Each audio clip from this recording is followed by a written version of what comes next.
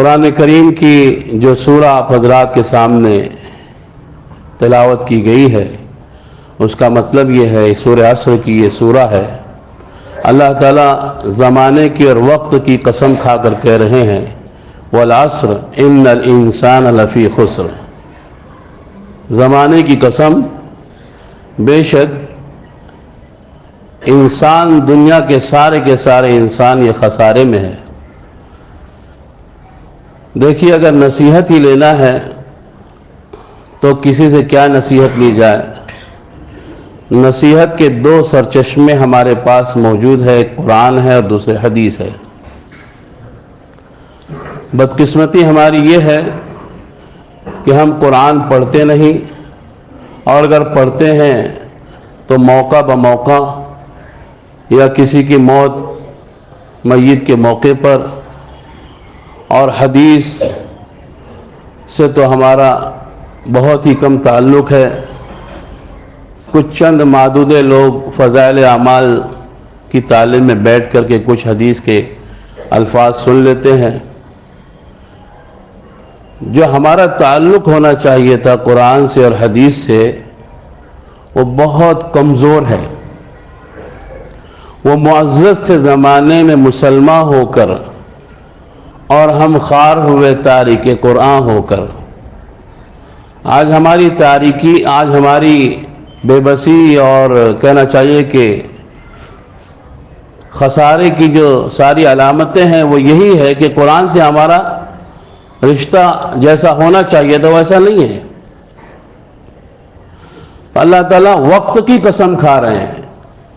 اللہ تعالیٰ کو وقت کی قسم کھانے کی کوئی ضرورت نہیں تھی، لیکن وقت کی اہمیت کو بتانے کے لیے اللہ تعالیٰ جب انسانوں کو جب کسی چیز کی اہمیت مزید بتانا چاہتے ہیں تو اس کی قسم کھاتے ہیں۔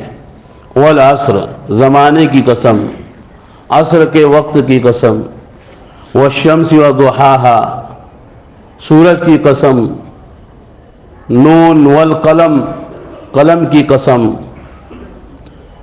تو قسم اس لیے کھائی جاتی ہے تاکہ بعد میں وزن پیدا کیا جائے۔ یہاں اللہ تعالیٰ وقت کی قسم کھا رہے ہیں تو سمجھ میں آیا کہ وقت جو ہے سب سے اول چیز ہے۔ اگر ہمارے پاس وقت ہے تو اس وقت کو ہمیں غنیمت سمجھنا چاہیے۔ ان الانسان لفی خسر، بے شک دنیا کے سارے انسان خسارے میں ہے، الا الذین آمنوا، لیکن وہ لوگ خسارے میں نہیں ہیں جو ایمان لے آئے، وعملوا الصالحات، اور جن لوگوں نے نیک اعمال کیے، وتواصوا بالحق وتواصوا بالصبر، اور جن لوگوں نے حق کی، ایک دوسرے کو نصیحت کی، اور حق کی راہ میں آنے والی تکالیف کو برداشت کیا، اس پر صبر کیے۔ یہ چار صفات والے انسان وہ کامیاب ہے، اس کے علاوہ جو ہے وہ ناکام ہے۔ ایمان، عمل صالح، اور ایک دوسرے کو حق کا پیغام سنانا، امر بالمعروف، سچ اور حق کی وصیت کرنا، اور چوتھی چیز ہے اس راہ میں آنے والی مشکلات کو جھیلنا اور اس پر صبر کرنا۔ میرے بھائیوں، اور دوسری جو آیت ہے اولم نعمرکم، اللہ تعالیٰ فرما رہے ہیں کہ اولم نعمرکم ما یتذکر فیہ من تذکر، کہ کیا ہم نے تمہیں اتنی لمبی عمر نہیں دی تھی کہ جس میں کوئی نصیحت پکڑنے والا نصیحت پکڑ لیتا۔ وجاءکم النذیر، اور تمہارے پاس ڈرانے والے بھی آئے۔ کیا کہ اپنی زندگی کو بناتے اور بنا کر کے ہمارے پاس آتے۔ ایک ہے زندگی کو بنانا اور ایک ہے زندگی کو گزارنا۔ گزارنا تو ہر جاندار، حشرات الارض ہے، زمین کے کیڑے مکوڑے ہے، جانور ہے، جنگل کے درندے ہیں، چرند پرند ہے، یہ سب گزار رہے ہیں، لیکن ان کے گزارنے میں بھی طریقہ ان کا وہ ہے جو فطری طریقہ ہے، اور ان کا وہ فطری طریقے سے گزارنا ان کی عبادت ہے اللہ سبحانہ و تعالیٰ کے لیے۔ وَإِن مِّن شَيْءٍ إِلَّا يُسَبِّحُ بِحَمْدِهِ، دنیا کی کوئی چیز ایسی نہیں ہے جو اللہ کی تسبیح نہیں کر رہی ہے۔ لہذا پرندوں کا چہچہانا اور درختوں کا کھڑا رہنا اور سمندروں کا بہنا اور چاند اور سورج کا طلوع و غروب ہونا اور ان کی کرنوں کو ضیابار کرنوں سے دنیا کو روشن کرنا، جانوروں کا اپنے مقام پر رہنا اور دوڑنا، یہ ان کی ایک طرح کی تسبیح ہے جو ہم اور آپ نہیں سمجھ سکتے ہیں۔ تو ہر چیز اللہ کی اطاعت میں لگی ہوئی ہے۔ آسمان اپنی جگہ پر کھڑا ہوا ہے بغیر عمد ترونہا، بغیر ستون کے اللہ کے حکم سے کھڑا ہوا ہے۔ ہر چیز اللہ کے حکم کے اشارے پر کھڑی ہوئی ہے، گویا کہ ہر چیز اللہ کے حکم کی تابعداری کر رہی ہے۔ سمجھ آئی بات؟ اور ہمیں یہ حکم دیا گیا تھا کہ اللہ کی مرضی کے مطابق اپنی زندگی کو گزارو۔ تو ایک ہے گزارنا اور ایک ہے اپنی زندگی کو بنانا۔ اللہ تعالیٰ نے ہمیں زندگی گزارنا یہاں اس لیے دیا ہے تاکہ ہم آنے والی آئندہ کی زندگی کو بنائیں۔ اب اگر ہم ایسے یوں ہی بیکار اپنی زندگی کو گزار دیں گے، آگے آنے والی زندگی کو بنانے کے لیے اگر ہم کوئی جتن نہیں کریں گے تو میرے بھائیوں پھر سوائے حسرت اور افسوس کے ہمارے ہاتھ میں کچھ نہیں آئے گا۔ اللہ کے نبی صلی اللہ علیہ وسلم نے فرمایا کہ انا النذیر العریان، میں کھلا ہوا ڈرانے والا ہوں۔ کھلا ہوا ڈرانے والا یعنی کل آنے والا جو دن ہے قیامت کا دن، وہ بہت ہی کہنا چاہیے کہ ہیبت ناک دن ہے اور بہت ہی خطرناک دن ہے۔ اس دن کی کامیابی اصل کامیابی ہے اور اس دن کی ناکامی اصل ناکامی ہے۔ دیکھو ہم کہیں سفر کے لیے جاتے ہیں تو ہم کتنا اہتمام کرتے ہیں سفر پر جانے کے لیے کہ پہلے سے اس کی پلاننگ کرتے ہیں، اس کے لیے گاڑیوں کا انتظام کرتے ہیں، اپنا بریف کیس اور اپنا زیادہ سفر ہم تیار کرتے ہیں۔ گاڑی انٹیک ہے کہ نہیں ہم اس کو چیک کرتے ہیں، اس کا پیٹرول ہے کہ نہیں اس کو ہم چیک کرتے ہیں، راستہ کون سا آسان ہے اور کون سا شارٹ راستہ ہے اور کون سا صاف ستھرا راستہ ہے اور کون سا راستہ ایسا ہے جو پرامن ہے، یہ ساری چیزیں جتن کرتے ہیں کہ نہیں کرتے ہیں، ہے نا؟ اور پھر ڈرائیور کا ہم انتخاب کرتے ہیں کہ کون سا ڈرائیور صحیح ہے جو اچھی طرح سے آرام سے لے کر جائے اور ڈرائیونگ کرے۔ اور پھر وہاں پر ہم پہلے سے خبر کرتے ہیں کہ بھئی ہم لوگ فلاں تاریخ کو آنے والے ہیں۔ ایک چھوٹے سے سفر کے لیے جب ہم اتنا اہتمام کرتے ہیں اور اتنی تیاری کرتے ہیں اور ہم رات دن ایک کرتے ہیں، ہماری نیند بھی تیاری میں جو ہے آگے پیچھے ہو جاتی ہے، ہمارا آرام بھی جو ہے آگے پیچھے ہو جاتا ہے ایک چھوٹے سے سفر کے لیے۔ اب بتائیے کہ اتنا لمبا سفر جو آخرت کا سفر ہے، اس سفر کی ہم نے کیا تیاری کی ہے؟ میرے بھائیوں اگر ہم دیکھیں تو ہم بہت پیچھے ہیں، بہت پیچھے ہیں، بلکہ اللہ تعالیٰ نے ایک ایسی مخلوق جس کو وائرس کا نام دیا گیا ہے آج کی دنیا میں، جو آنکھوں سے بظاہر نظر بھی نہیں آتی، لیکن اس اللہ کی ہلکی سی اور مہین سی مخلوق نے دنیا جہان کی سپر پاور طاقتوں کو بھی بے بس کر دیا ہے، اور ان کے پاس اس کی دوائی نہیں آ سکی آج تک۔ یہ صورتحال اللہ کی طاقت کا اندازہ لگائیے کہ اللہ سبحانہ و تعالیٰ کتنے فل پاور ہیں، کتنے قوی ہیں، اور اللہ کی ذات کتنی زبردست ہے اور ان کی طاقت کا کوئی اندازہ نہیں ہے۔ ایک ایسی مخلوق سے کہ آج دنیا جو ہے چاند پر جا رہی ہے اور سمندروں کے سینوں کو چیر رہی ہے اور بڑے بڑے کام اور ٹیکنالوجی کی بالکل انتہا کو پہنچی ہوئی ہے، لیکن کیا ہے کہ ایک چھوٹے سے وائرس کے سامنے وہ بے بس ہے۔ تو میرے بھائیوں وہاں کا کیا حال ہوگا؟ ہم نے وہاں کی کیا تیاری کر رکھی ہے؟ ایسے حالات میں جب کہ ساری دنیا لاک ڈاؤن کا شکار ہو گئی، مساجد بند ہو گئے، مدارس بند ہو گئے، حتیٰ کہ حرم شریف کا نام ہم نے کبھی سنا نہیں تھا کہ وہ بند ہوا ہوگا۔ ہم نے اپنے آنکھوں سے دیکھا اور کانوں سے سنا کہ حرم بھی بند ہو گئے، سب بند ہو گیا۔ لیکن اس کے بعد جب دوبارہ چالو ہوا تو پھر کیا ہونا چاہیے تھا؟ ہمیں دوڑ جانا چاہیے تھا اللہ کے گھروں کی طرف، لیکن ہم نے دیکھا جائے تو اسے مزید سستی کا شکار ہو گئے. گویا کہ غفلت کا ایک پردہ ہمارے ذہن و دماغ کے اوپر پڑا ہوا ہے. ہم غافل ہو گئے میرے بھائیوں. افسوس سے کہنا پڑتا ہے کہ ہمارا نظام زندگی جو ہے نا بالکل بگڑ چکا ہے. صبح کے وقت آپ دیکھیے کہ اللہ کے نبی صلی اللہ علیہ وسلم کا فرمان ہے بورک لامتی فی بکورہا، میری امت کو صبح کے وقت میں برکت دی گئی ہے. صبح فرشتہ آتا ہے اور وہ اپنی برکتیں تقسیم کر رہا ہوتا ہے، اور اس وقت پورا شہر جو ہے وہ شہر خاموشہ بنا ہوا ہے. مسجدیں غیر آباد ہے، 2-3 صف مسجدوں کی لگی ہوئی ہے، جو پہلے تھی وہی ہے. مسجدوں کی آباد کار بالکل ویرانے کا شکار ہے. جمعہ کے دن ہم لوگ تھوڑا بہت تیار ہو کر کے آ جاتے ہیں. یہ جمعہ کی جو حاضری ہے، جب 5 وقت کی حاضری ایسی ہو جائے گی اس وقت کچھ امید کی جا سکتی ہے کہ انشاءاللہ اللہ تعالیٰ کی طرف سے کچھ رحمت نازل ہو جائے. اب ایک طرف تو ہم گناہوں کا شکار ہے، اطاعت بالکل نام کی نہیں، اور پھر ہم امید باندھ کے بیٹھے، انتظار میں بیٹھے کہ اللہ کی مدد آئے. کیسے آئے گی میرے بھائی؟ یہ جو کچھ ہو رہا ہے دنیا میں ہمارے اپنے کرتوت کا نتیجہ ہے.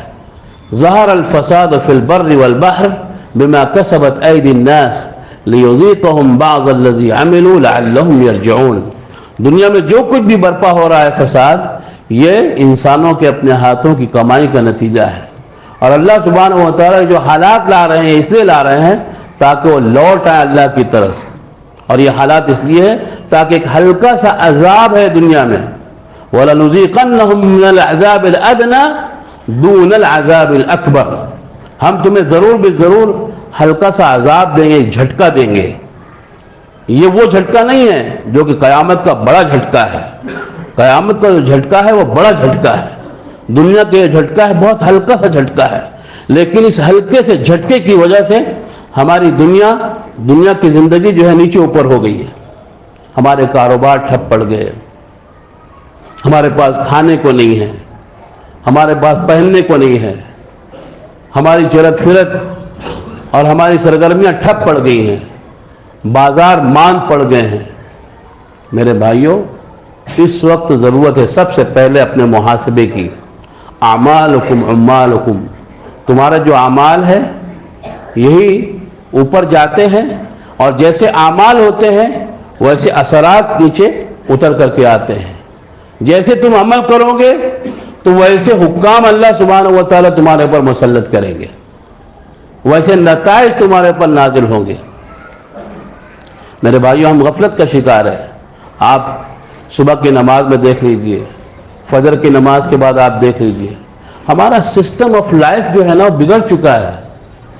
دیکھو، شام میں عشاء کی نماز کے بعد ہمارے یہاں ایسا لگتا ہے جیسے کہ دن نکل رہا ہے. 12 بج گئے، 1 بج گئے، 2 بج گئے. لوگ اپنی دنیا میں مست ہیں، ان کو فکر ہی نہیں کہ کب سوئیں گے اور کب اٹھیں گے. فجر کی نماز کا تو تصور میں نہیں ہے کہ اٹھنا ہے کہ نہیں اٹھنا ہے. اور پھر میرے بھائیوں، اس کے ساتھ ایک عظیم ترین اور خطرناک ترین اور مہلک ترین بیماری جس میں ہم لوگ اس وقت ملوث ہیں، ہم میں کہ ہر شخص، ہر خاص و عام، ہر چھوٹا بڑا، ہر بچہ جوان، مرد عورت، سیٹھ مزدور، عالم جاہل، ہر شخص ایک وبا کے اندر مبتلا ہے. میں بھی مبتلا ہوں، اور وہ ہے موبائل فون کی لعنت. یہ ایسی لعنت ہے میرے بھائیوں کہ اس نے ساری چیزوں کا بیڑا غرق کر دیا ہے. اس کے اندر اتنے ڈھیر سارے مواد ہیں. اس کی آڈیو دیکھو، اس کی ویڈیو دیکھو، اس کے اندر جو فائلز ہیں اس کو پڑھنا ہے. ہماری جیسی اگر 10 زندگیاں آ جائیں اور ہم اس کو پڑھنا شروع کریں اور شروع سے آخر تک ہم اس کو پڑھ نہیں سکتے، ختم ہو جائے گی زندگیاں. اتنا ڈھیر سارا اس کے اندر بھرا ہوا ہے. ہم یہ چاہتے ہیں کہ اس کو ختم کر لے، اس کو ختم کر لو، اس کو ختم کر لو. پھر اس میں بھی وہ لوگ جو کچھ سیکھنے سکھانے کی جو بات ہے وہ تو الگ رہی، شاید ہی بہت معدود لوگ ہوں گے، لیکن شیطان ہے.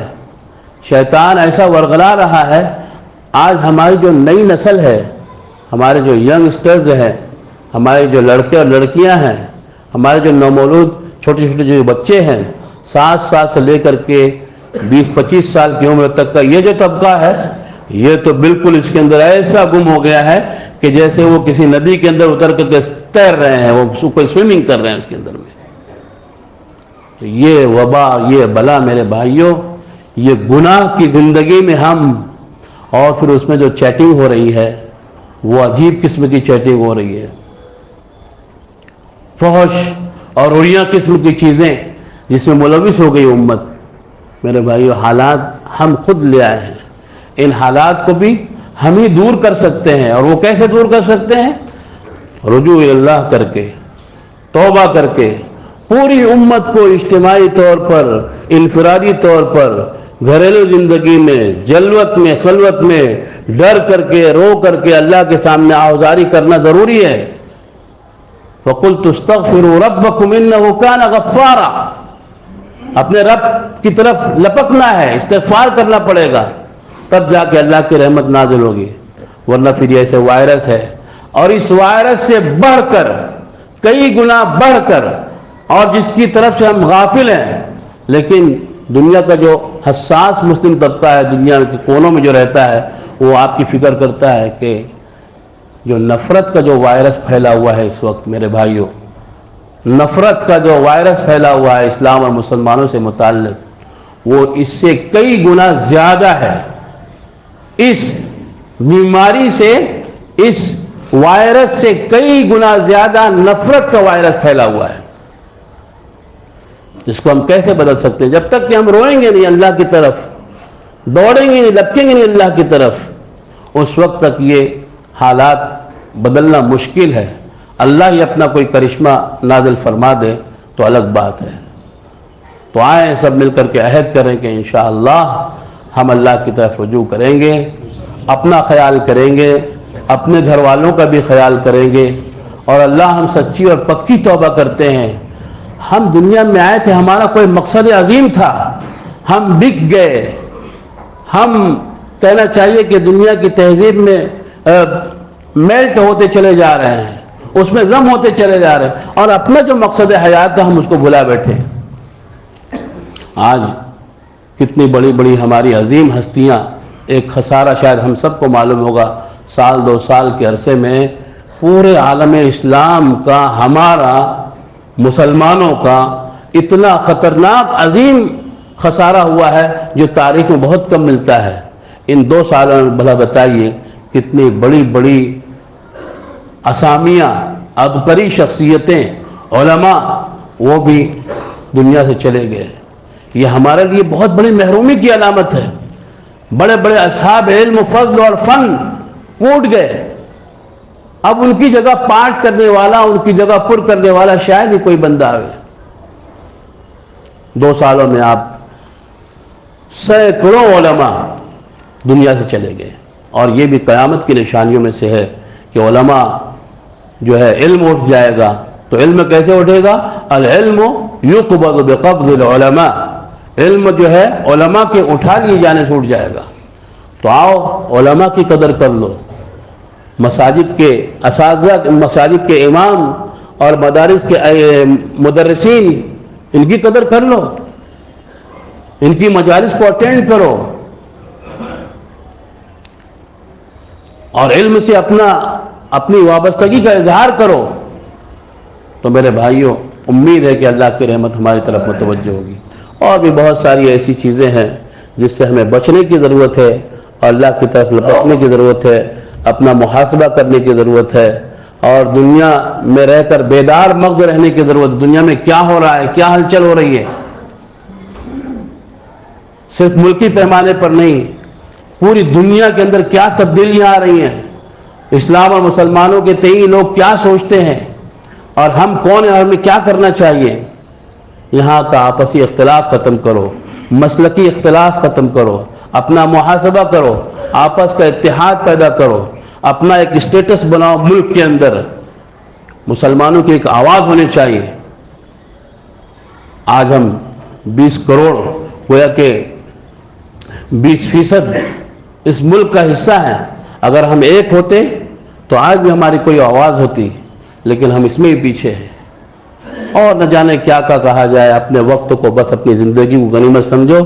کتنے بڑے بڑے ہمارے اس مسجد کے امام حضرت مولانا عبد الباری صاحب رحمۃ اللہ علیہ، ہمارے بہت ہی محسن اور بہت ہی اکرام کرنے والے، اور شہر کے اندر ان کی خدمات مخصوص انداز کی ہوتی رہی. ایک عرصے سے پوری زندگی انہوں نے یہاں پر لگا دی، وہ بھی آج ہمارے درمیان نہیں رہے. شہر کے کتنے بہت سارے ہمارے وہ ساتھی جو ہمارے ساتھ رہے، وہ سب نظر ہو گئے ان وائرس کے اندر میں، اور اللہ کے دربار میں وہ پہنچ گئے ہیں. ان سب کے لیے بھی دعا کریں، اپنی زندگی کا خیال کریں. اللہ تعالی ہمارے تمام مرحومین مسلمین کی مغفرت فرماوے.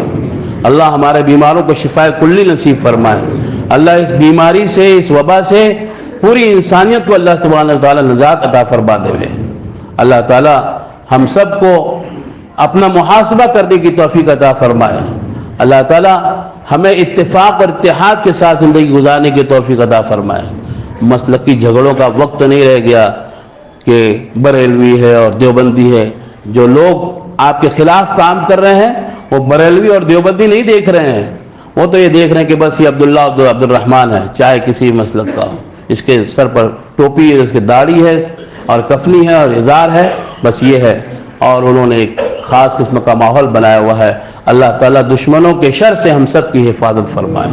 اللہ تعالیٰ تمام عالم انسانیت کو ہدایت عطا فرمائے. اور اللہ تعالیٰ جن کے حصے میں ہدایت نہیں ہے تو ان کے شر سے اللہ تعالیٰ اسلام اور مسلمانوں کی حفاظت فرمائے. اللہ تعالیٰ ہمیں کہنے اور سننے سے زیادہ عمل کرنے کی توفیق عطا فرمائے. کوئی بات اگر ایسی غلط کہہ دی ہو تو اس پر میں معافی چاہتا ہوں. اللہ تعالیٰ ہم سب کو عمل کرنے کی توفیق عطا فرمائے.